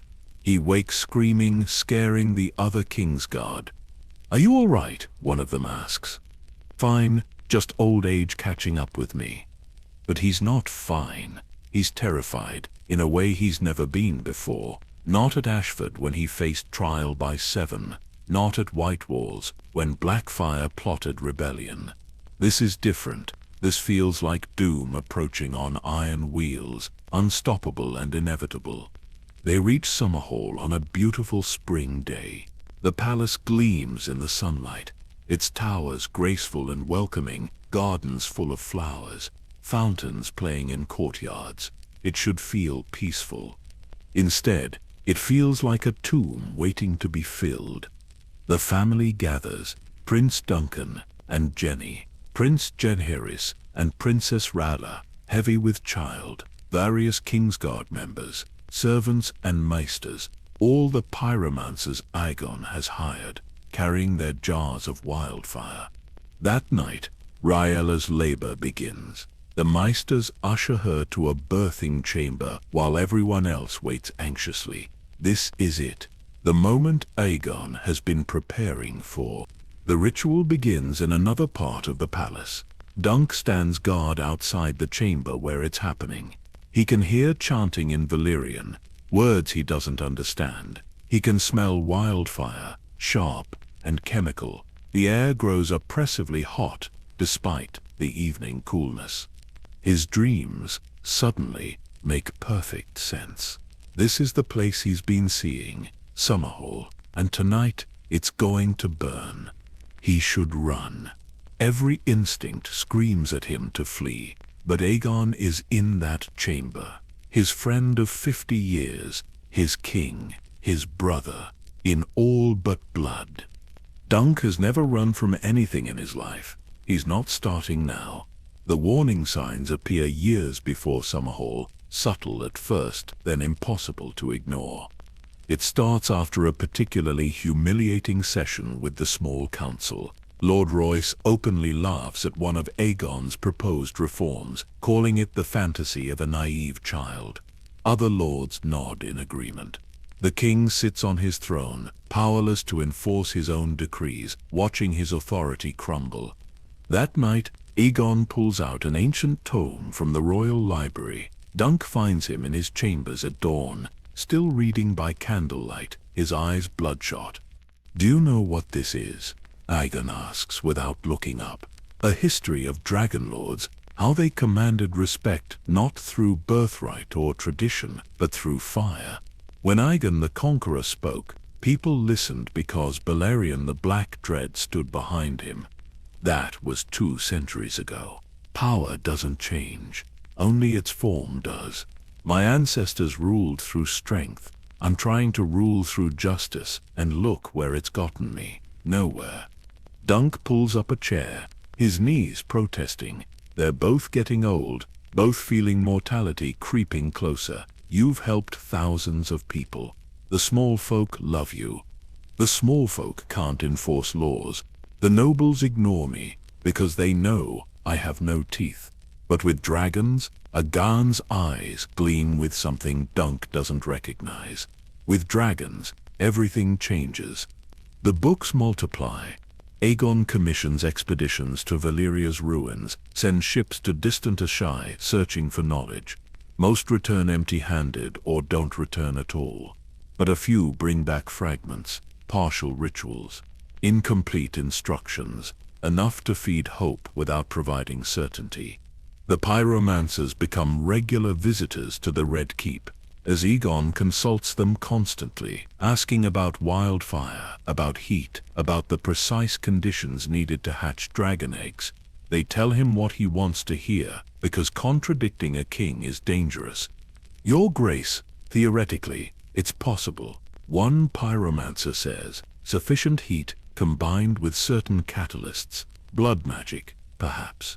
The old texts mention sacrifices. What kind of sacrifices? The texts are unclear, but fire needs fuel to burn. Dunk pulls Aegon aside after that meeting. You're not seriously considering blood sacrifice? Of course not. I'm considering science, understanding the conditions that once allowed dragons to hatch. Science that involves killing people. I didn't say that, but Aegon doesn't meet his eyes. The dreams begin for Dunk around this time. Not every night at first. Maybe once a fortnight he'll wake gasping. The images already fading. A palace in flames, screaming. The smell of burning flesh so vivid he can taste it. He doesn't tell anyone. What would he say? That he's having nightmares. Old men have nightmares. It means nothing. Except it does mean something. Deep in his bones, in that part of him that has somehow survived 4 decades as a knight, he knows these dreams are warnings. The ghost of High Heart makes everything worse. Jenny of Oldstones brings her to court, this ancient creature who might be human or might be something older. She stands barely 3 feet tall, her face wrinkled like old leather, her eyes milky white. The dragons will return, she croaks one evening. But not as you think, not as you hope. Dragons are fire made flesh, and fire consumes everything it touches. Speak plainly, Aegon demands. What do you see? I see smoke and salt, and a bleeding star. I see a prince born from death. I see the wheel turning, always turning, crushing those who would remake the world. That's just riddles. Tell me clearly, can I hatch dragons? The ghost laughs, a sound like dry leaves crackling. You can try, Aegon Targaryen. Everyone tries, and the fire takes what it wants. Later, Dunk asks Jenny what her friend means. They're in the gardens away from listening ears. She sees true things, Jenny says softly, but she sees them in pieces, fragments of possible futures. She saw Summerhall in flames years ago. She's been dreading it ever since. Then why doesn't she tell the king to stop? Would he listen? Men don't abandon their dreams just because someone warns them. They charge forward, certain they'll be the exception to the rule. Dunk knows she's right. He's tried warning Aegon himself. The king won't hear it. The political situation deteriorates further. All 5 of Aegon's children marry against his wishes, choosing love over duty. The scandal rocks the realm. Great houses feel insulted. Alliances crumble. The king, who wanted to help everyone, ends up alienating those with actual power. Lord Lionel Baratheon's rebellion is the worst. When Prince Duncan breaks his betrothal to marry Jenny, Lionel declares himself Storm King and raises his banners. It's a small rebellion, more symbolic than threatening, but it requires a response. Aegon orders Dunk to face Lionel in single combat. He's my friend, Dunk protests. He fought beside me at Ashford, and now he's a rebel. Would you have me execute him? Trial by combat gives him an honorable way out. So Dunk faces the laughing storm on a field outside Storm's End. They're both old now, past 60, their joints aching, but they fight anyway because duty demands it. The combat is brutal and sad. 2 former friends beating each other bloody while everyone watches. Dunk wins only because he's larger, able to absorb more punishment. When Lionel finally yields, there's no triumph in it. I'm sorry, Dunk tells him. Don't be, we both did our duty. That's all men like us can do. But winning the fight doesn't solve anything. The other lords still don't respect Aegon. His reforms still fail. And now Dunk has lost one of his oldest friends. That night, Aegon drinks heavily. It should have worked. Everything I've tried should have worked. Just laws, fair taxation, protection for the weak. Why does everyone fight me? Because people fear change. Especially people with power. Then power is what I need. Real power. The kind my ancestors had. Dragons. Yes. Aegon's hands shake as he pours more wine. I've acquired 3 eggs. True dragon eggs verified by maesters. I've studied the rituals. I know what needs to be done.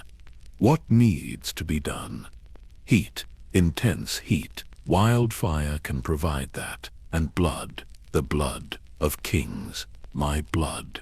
Dunk goes cold. You're talking about killing yourself. I'm talking about sacrifice. Every great achievement requires sacrifice. If I must burn to bring back dragons, to give my house the power to actually help people, then I'll burn. That's madness. Is it? Or is it the only sane response to a world that won't listen to reason? Says Aegon stands, swaying slightly. I've failed, Dunk, at everything that matters. My children defy me. The lords mock me. The small folk I wanted to help still suffer. I'll be remembered as Aegon the useless. Unless I do this, unless I bring back dragons, you'll be remembered as Aegon the good, the king who tried. Trying isn't enough. I want to succeed. Just once, I want to succeed. There's no arguing with that kind of desperation. Dunk recognizes it because he's felt it himself, that need to matter, to prove you're more than what everyone thinks you are. The years pass. Aegon continues his research, gathering materials, perfecting his plans. Dunk's dreams intensify. He's seeing Summerhall now, clearly. The palace he's visited a dozen times, the gardens, the towers, all of it burning.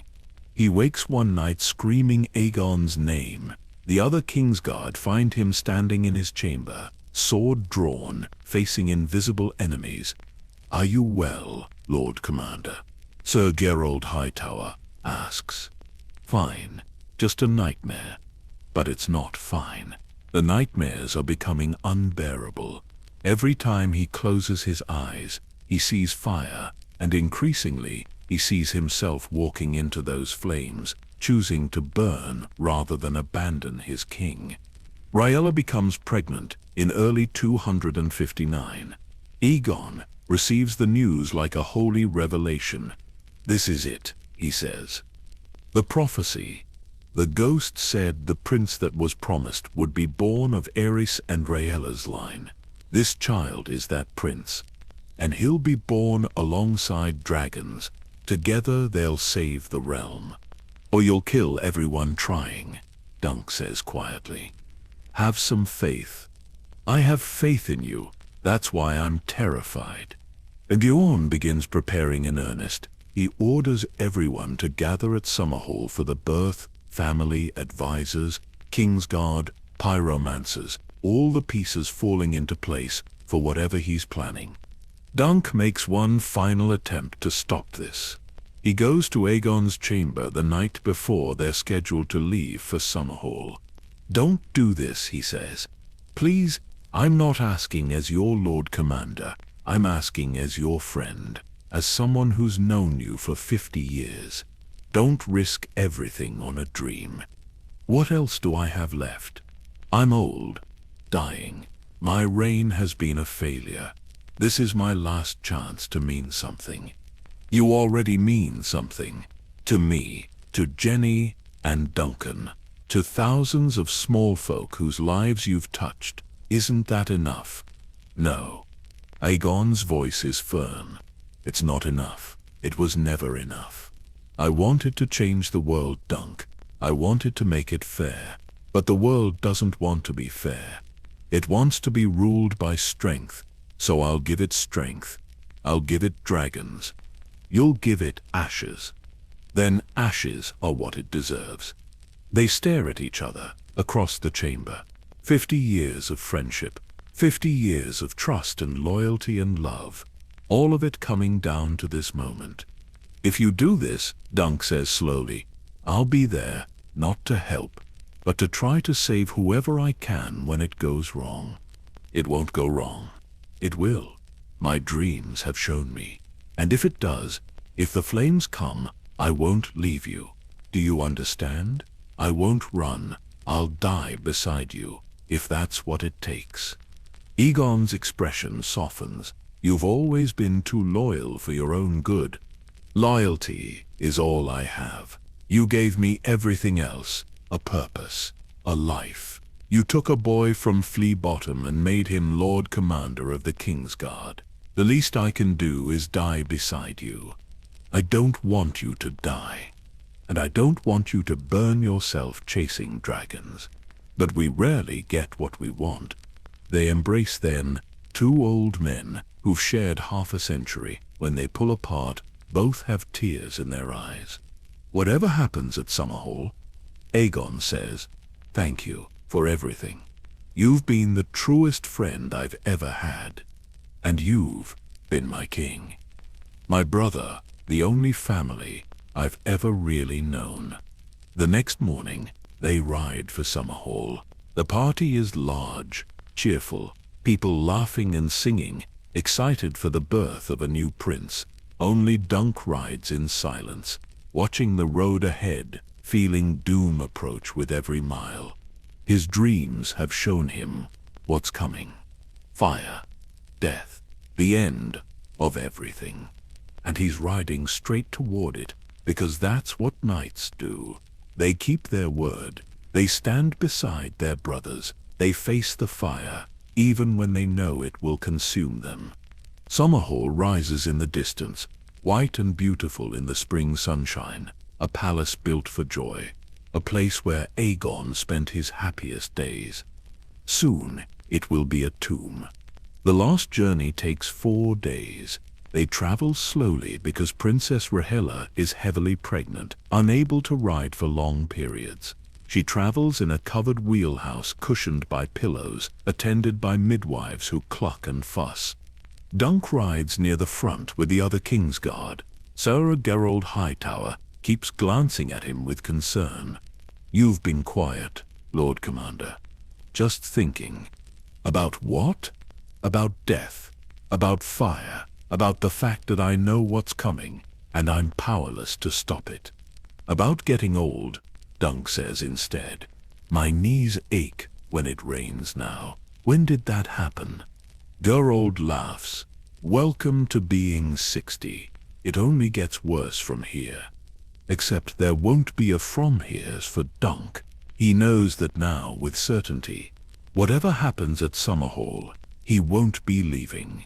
The dreams have made that clear. Surprisingly, he feels at peace with it. He's had a long life, longer than a Flea Bottom orphan had any right to expect. He's seen the 7 kingdoms, fought in tournaments, stood beside kings. He's been a Hedge knight, a Kingsguard, a Lord Commander. He's protected the man he loves most in this world. If it ends in fire, at least it ends with purpose. Prince Duncan and Jenny ride together, holding hands like newlyweds despite being married for years. They're sickeningly happy, lost in their own world. Duncan the Small, they call Aegon's eldest son, not because he's particularly short, but to distinguish him from Duncan the Tall. The prince was named after Dunk. Aegon insisted on it. "You're the best man I know," the king had said. "I want my son to aspire to be like you." Now that prince is riding toward his death. Dunk knows this too. Somehow, the dreams have shown him pieces. Prince Duncan burning, Jenny screaming, all of it ending in ash. He considers warning them, telling them to turn back, to flee. But what would he say? "I've been having nightmares." They'd think him mad or senile. So he says nothing, just rides and watches and waits. They reach Summerhall on a beautiful afternoon. The palace gleams in sunlight, its towers graceful against blue sky. Gardens bloom with spring flowers. Fountains play in courtyards. Everything looks perfect, peaceful. Dunk has never hated a place more. The servants have prepared everything. Chambers for the royal family, quarters for the Kingsguard, the great hall set for feasting, and somewhere, hidden away, a chamber where Aegon will attempt his ritual. That first evening, they dined together, the whole family laughing and drinking, celebrating the impending birth. Princess Racy looks exhausted but happy. Prince Aerys, her brother husband, hovers nervously. He's never wanted children, never wanted any of this, but he plays his part. Aegon gives a speech. We gather here at Summerhall to welcome new life into the world, my first great-grandchild. The beginning of a new generation. May he grow strong and wise. May he lead the realm into a glorious future. Everyone cheers. They don't know what else the king has planned. Only a few people know. The pyromancers who've been arriving quietly all week. Maester Corso, who serves at Summerhall, though he's expressed reservations, and Dunk, who knows, because the dreams have told him. After dinner, Dunk finds Aegon alone on a balcony overlooking the gardens. Last chance, Dunk says quietly. We can send the pyromancers away. Forget this whole plan. Just celebrate the birth like a normal grandfather. I've never been normal. Why start now? Because normal people don't burn themselves trying to hatch dragons. Normal people don't change the world either. Aegon sighs. I know you think I'm mad. Maybe I am. But I have to try, Dunk. If there's even a chance this works, I have to try. And if it doesn't work, if people die, then at least I'll have tried. At least I won't spend eternity wondering what might have been. There's no arguing with that. Dunk has learned this over 50 years. When Aegon sets his mind to something, nothing can dissuade him. The next 2 days pass. Intense waiting. Rhaella's labor hasn't begun yet. The midwives say it could be any day. Aegon spends his time in the ritual chamber, preparing. Dunk isn't allowed inside, but he can hear activity, chanting, movement. The sharp smell of wildfire seeping under the door. He walks the palace, memorizing it. These halls where he's laughed with Aegon during summer visits. These gardens where they've sat talking until dawn. All of it about to be destroyed. On the third day, Jenny of Oldstones finds him sitting alone in a courtyard. You know, don't you? She says quietly. You know what's coming. I've had dreams. So has my friend? The ghost. She saw this years ago. Summerhall in flames. Good people dying. She's been dreading it ever since. Then why didn't she warn us more clearly? She tried. No one listens to prophecy when it tells them things they don't want to hear. Jenny sits beside him. Duncan and I are going to die here, aren't we? Dunk considers lying. But what's the point? I think so. Yes. Will it hurt? I don't know. My dreams don't show me that part. Jenny nods slowly. She doesn't look afraid, just sad. I'm glad I married him, Prince Duncan. Even if it ends like this, I'm glad we had these years together. He loves you very much. And I love him. That's enough, isn't it? In the end, love is all we really have. I suppose it is. They sit in silence for a while, two people waiting for death in a beautiful garden. That evening, Rhaella's labor begins. The midwives rush her to the birthing chamber. Daenerys paces outside, useless. The whole palace holds its breath. And in another part of Summerhall, Aegon begins his ritual. Dunk takes his position outside the ritual chamber. He can hear everything. Valyrian chanting, old words of power, the roar of wildfire being poured. The 3 dragon eggs positioned in flames. The heat becomes oppressive. Dunk's armor feels like an oven. Sweat pours down his face. He loosens his gorget, gasping for air. Then he smells it. Something wrong. The wildfire scent changes, becomes sharper, more chemical. The chanting grows louder, more frantic. Your Grace, Dunk calls through the door. Is everything all right? No answer, just chanting and the roar of flames. Dunk's dreams flash through his mind. The palace burning, people screaming, Aegon reaching out from the flames. This is it. This is the moment everything goes wrong. He grabs the door handle. It's already too hot to touch. He uses his cloak to protect his hand and yanks the door open. The wave of heat nearly knocks him backward. Inside the chamber, everything is fire. Wildfire burns in great pools, green and hungry. The 3 dragon eggs sit in the center, cracking but not hatching. Instead of dragons, there's just more fire, more heat, more death.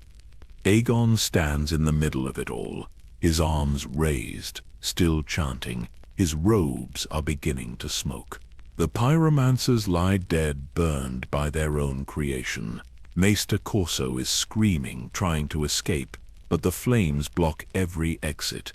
"Aegon," Dunk roars, "we have to go." The king doesn't respond. He's lost in the ritual, convinced it's working, unable to see that he's just created a funeral pyre. The flames spread faster than thought. They eat through the walls, racing along the ancient wood that supports the stone. Summerhall is old, dry. It goes up like kindling. Dunk hears screaming from other parts of the palace. People running. The fire is spreading. His nightmare is becoming real. He has a choice.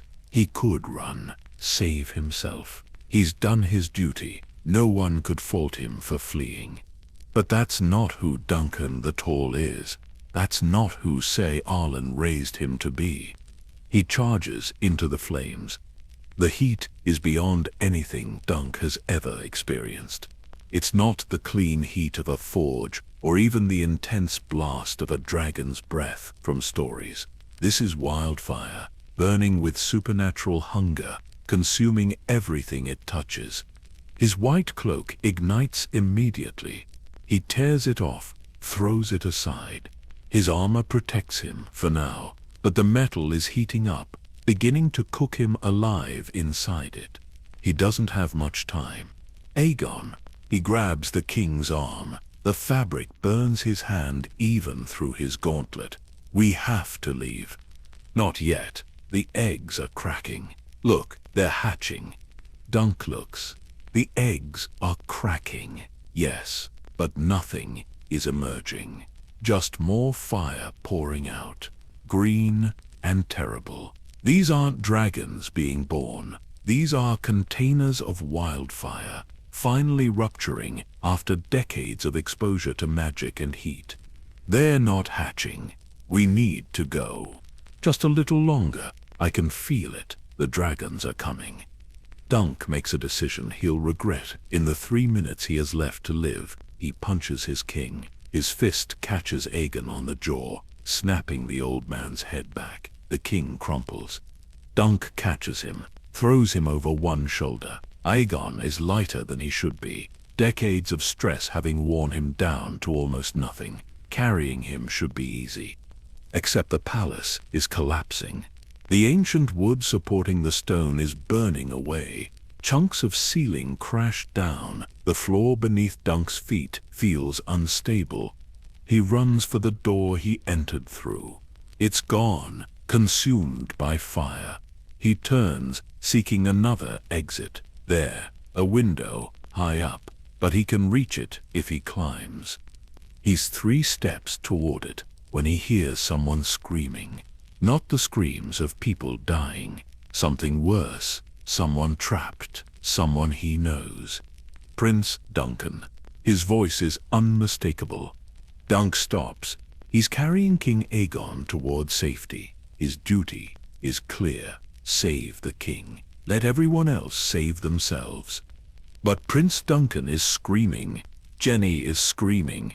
They're somewhere in this inferno, trapped. Ser Arlen's voice echoes in his memory. A true knight protects those who cannot protect themselves. Dunk sets King Aegon down against a wall, in a pocket of air where the smoke is less thick. "Stay here. Don't move. I'll be back."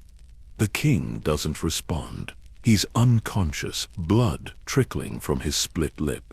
Dunk runs toward the screaming, through halls that are disintegrating around him. past rooms where the floor has collapsed into the chambers below. The heat is unbearable. His vision is blurring. He can't breathe properly, but he runs anyway because that's what knights do.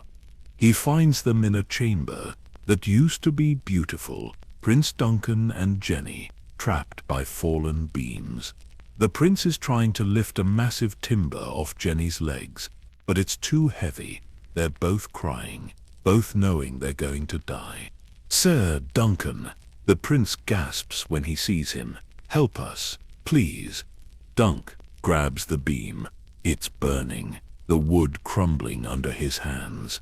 He lifts with everything he has. 50 years of strength, every muscle screaming. The beam rises, inches, feet.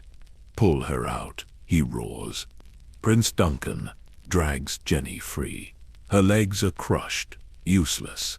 She's crying in pain. The prince lifts her in his arms. "Go," Dunk shouts. "The way I came. What about you?" "I have to get the king. Go now." They stumble away, the prince carrying his wife. Dunk releases the beam. It crashes down, blocking the path he just used. He turns back toward where he left. Aegon. The hall has collapsed. The entire corridor is gone, replaced by a pit of green fire. There's no way through. Dunk backtracks, searching for another route. But everywhere he turns, fire blocks his path.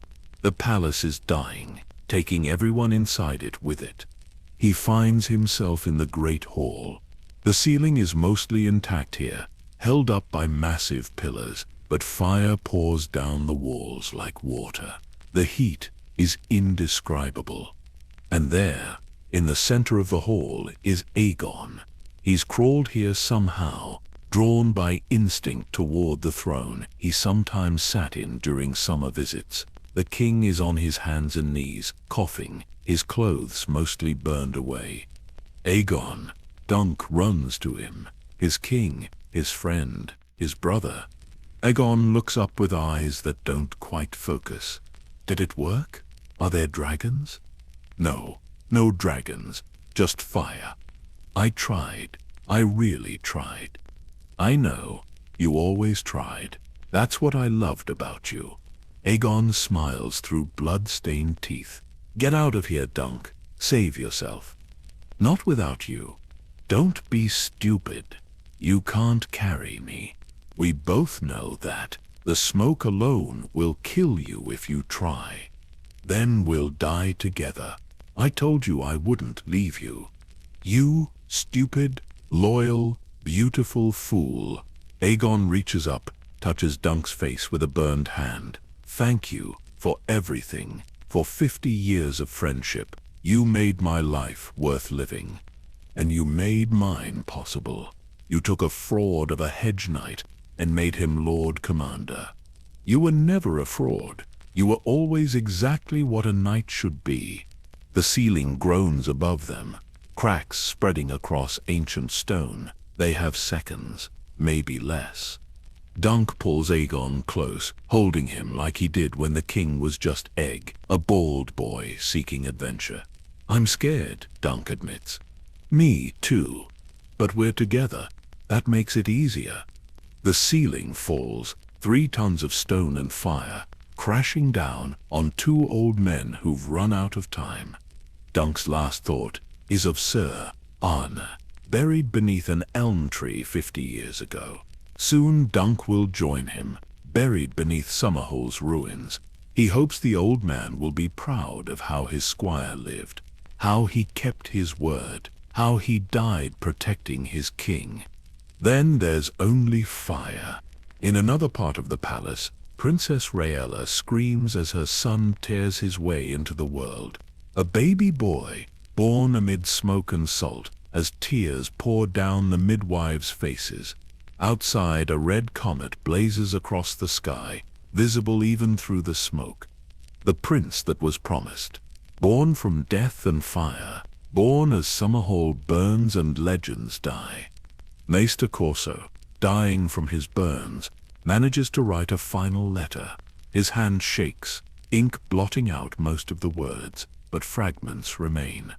The blood of the dragon gathered in 7 eggs to honor the 7 gods, though the king's own septon had warned pyromancers. Wildfire, flames grew out of control, towering burned so hot that died, but for the valor of the Lord Command.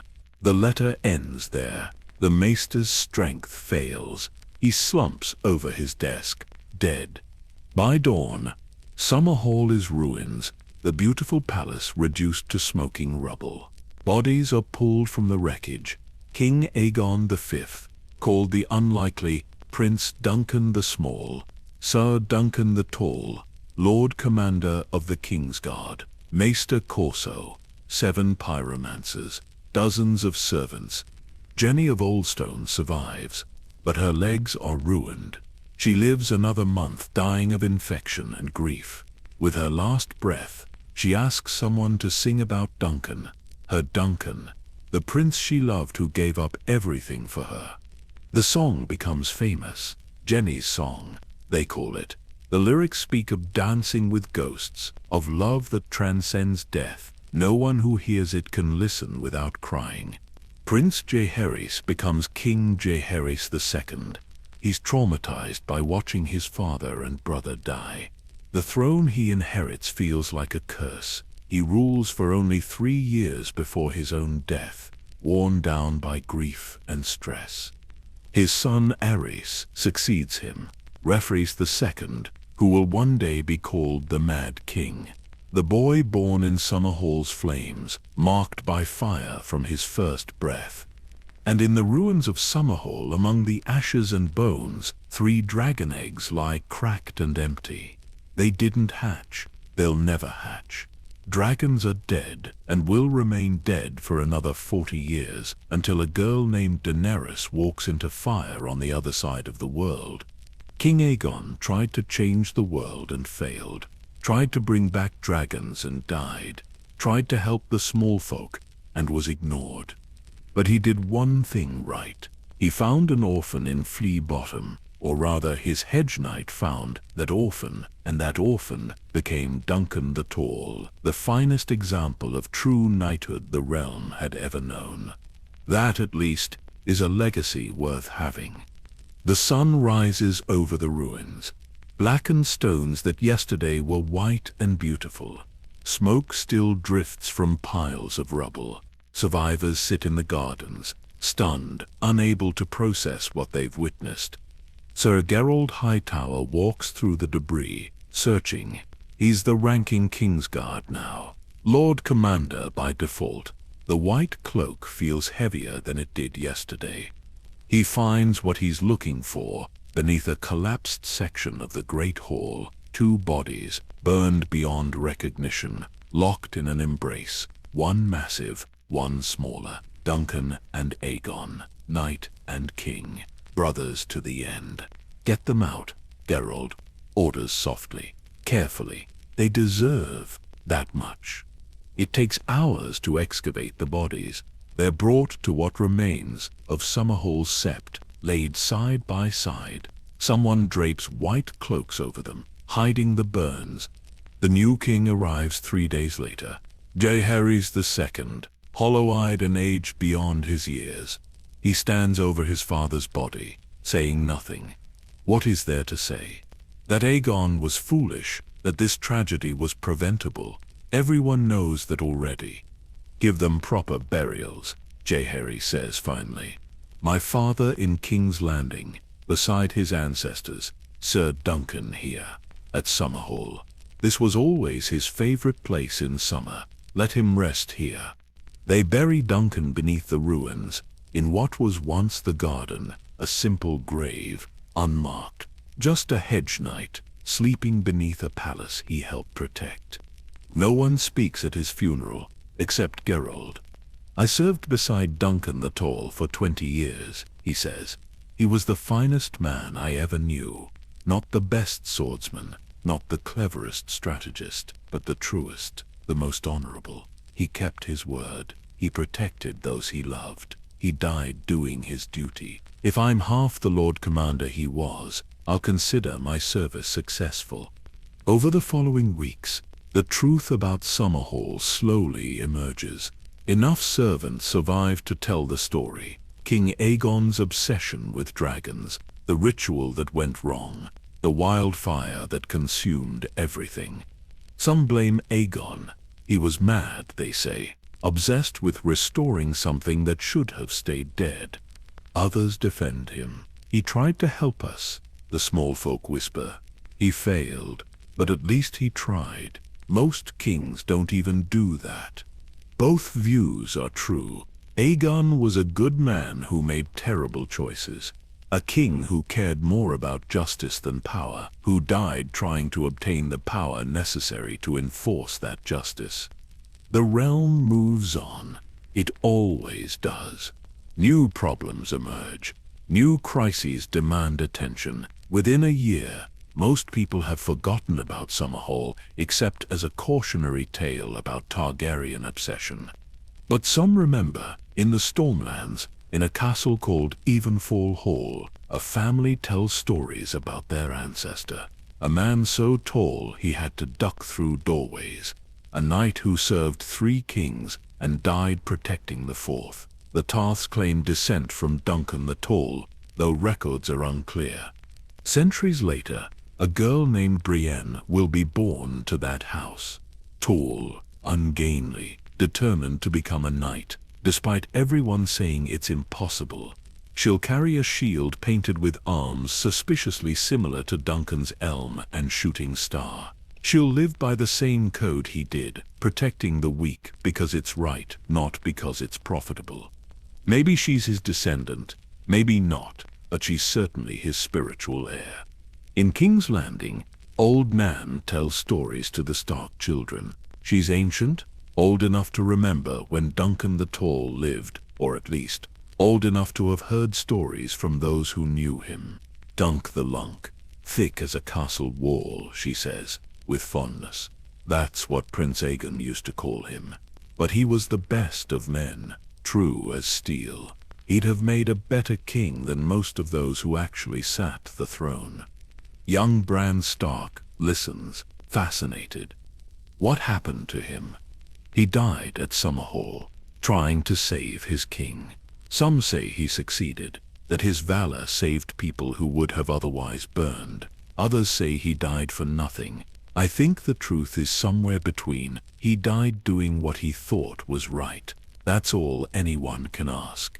The ruins of Summerhall stand for decades. No one rebuilds. The place feels cursed, tainted by what happened there.